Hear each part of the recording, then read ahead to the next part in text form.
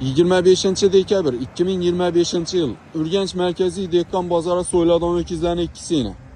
Yog'siz, semiz, zo'r ökizlar. Go'sha boraverasizlar. Mana bu yine Grenford. Grenford mu bu? Toshni parodasini biladiganlar kommentariyga yozib beringlar. Bunun parodasini Toshni biladiganlar yozib bersin. Lekin ökizlar zo'ri, molni zo'ri deb shuni aytadilar. Yog'siz, semiz, zo'r ökizlar. Bo'yni zo'r yine. Boynunu o'zi aytib turibdi, bu ökizni maqtamoq kerakmidi yine. İki ökiz so'yamiz ertang, ikkisi ham yine ajoyib, yog'siz, semiz, zo'r mol. O bir semizning yanına bir arıq degan gap yo'q. Ökizni semizini so'yib turibmiz har kun. Xudo xolasa, ikkinchi go'sht do'konimiz ham ishga tushgandan keyin bunday ökizlardan har kun 4 ni 5 ni so'yamiz xudo xolasa. Hozir bir do'konni o'zini har kun 2 ni 3 ni so'yib turibmiz. Ökizni go'shtini kilosini qarab turib.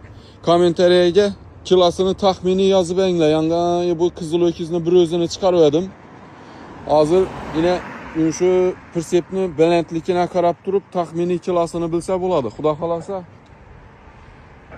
İkinchi go'sht do'konimiz ishga tushgandan keyin şu ökizlarning kilosini to'shni topgan odamlara podarkasi bo'ladi.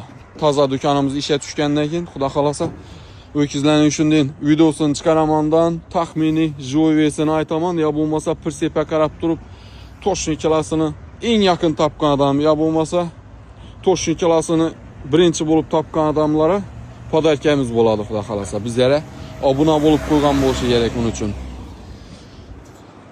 Ökizni zo'rlarni so'yib turibmiz yana xudo xolasa. Her gün.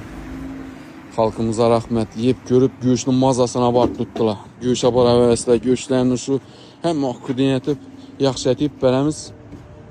Ana bizning go'sht do'kon shu. Birinchi go'sht do'konimiz hozir ishlab turibdi, ikkinchi do'konimizni tez arada ishga tushirib aytaman bir gün elde internete çıkaramam. Hammaga rahmat. Bakkana rahmat bu ikizlarni muddat. Eng asosiy hissiyatdan chiqdi yana. Ozlatamas muddat bakış. Bakkana rahmat muddat bu ikizlarni. Malades. Kassapçı oradan aldım bunu soyup alışa. Birovdan 5-6 ökiz avadım. Azgına yardım etib ver dedi. Yaxşı dedim, geliştirib berdi, rahmet. Bunday semiz zo'r mollarni so'yib olish 110 ming so'mdan 112 ming so'mgacha bo'lib turibdi. Naq pula so'yish. Persepga yuklanadi, beriladi puli. 2-3 million kamsina beriladi, azanda so'yilgandan keyin naq beriladi qolgan puli. Ökizlarning yog'i, pog'i, suyanki hammasi bir xil bahoda o'lchanadi.